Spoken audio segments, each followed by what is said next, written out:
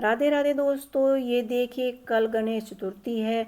हमने सारी डेकोरेशन पहले ही कंप्लीट कर लिया है क्योंकि कल गणेश जी की स्थापना करनी है। यहाँ पर हम गणेश जी की स्थापना करेंगे और हमने यहाँ पर चौकी लगा ली है। चौकी पर हमने पीले रंग का कपड़ा बिछा लिया है और यहाँ पर हम गणेश जी की स्थापना करने वाले हैं। आज तो मैं वीडियो ही बना रही हूँ, लेकिन कल 19 सितंबर है तो 19 सितंबर को गणेश जी की यहाँ पर हम स्थापना करने वाले हैं। तो जब आप गणेश जी की स्थापना करें तो आप पीला और लाल रंग का कपड़ा अवश्य बिछा लें। सबसे पहले हम यहाँ पर चावल का आसन लगाएंगे। चावल शुद्ध और साफ होने चाहिए, चावल टूटे हुए नहीं होने चाहिए क्योंकि पूजा में साफ चावल ही चलते हैं। इसके बाद ये गणेश जी मैंने अपने हाथों से मिट्टी से बनाए हैं तो मैंने इन्हें यहाँ पर स्थापित कर दिया है।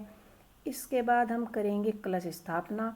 कलश पर आप स्वास्तिक बना लीजिए और उसमें शुद्ध जल भरिए और थोड़ा सा गंगा जल डालिए।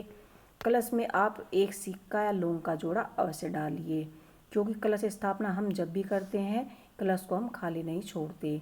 यहाँ पर हम आम के पत्र लगाकर हम यहाँ पर नारियल, कच्चा नारियल लेंगे और नारियल आप इस तरह स्थापित कीजिए कि नारियल का मुख पूजा करती दफे हमारी तरफ हो। तो यहाँ हमने कलश स्थापना कर दी है। इसके बाद हम गणेश जी को स्नान कराएंगे, फिर उनकी पूजा करेंगे। यहाँ पर आप गंगा जल और शुद्ध जल से गणेश जी को स्नान कराइए। उसके बाद हम दीप धूप करेंगे और इस तरह से दूबा से आप स्नान कराइए। सारे स्थल को स्वच्छ कर लीजिए, चावल का आसन लगाइए, फिर दिया जो जलाकर आप यहाँ पर गणेश जी की पूजा की तैयारियाँ कीजिए। तो यहाँ आज गणेश चतुर्थी है तो हम पूजा कर रहे हैं। तो यहाँ पर हम गणेश जी को जनेऊ अर्पित करेंगे। अगर फूलों की माला आपके पास है तो आप फूलों की माला भी पहना सकते हैं। आप यहाँ पर हमने गणेश जी को गुलाल कुमकुम चढ़ा दिया है। कलश भर पे भी आप टीका लगाइए। केला, जो भी आपके पास फल हो, 5 फल हो या 1 फल भी आपके पास है, वो भी आप प्रसाद भोग में चढ़ा सकते हैं। उसके बाद हम यहाँ पर एक दूबा चढ़ाएंगे क्योंकि गणेश जी को दूबा और मोदक, मोतीचूर के लड्डू प्रसाद में ये चीज़ें अति प्रिय हैं।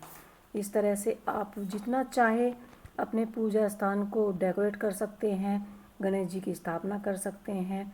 जितना आपका मन करे उतनी स्थापना कीजिए और गणेश चतुर्थी के दिन पूरी श्रद्धा और भावना से गणेश जी की पूजा कीजिए।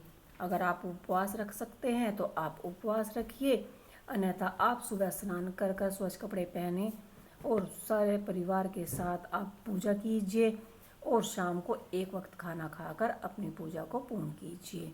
तो मैंने यहाँ पर पीले फूलों का ज़्यादा उपयोग किया है और यहाँ पर मैंने गेंदे के फूल यूज़ किए हैं।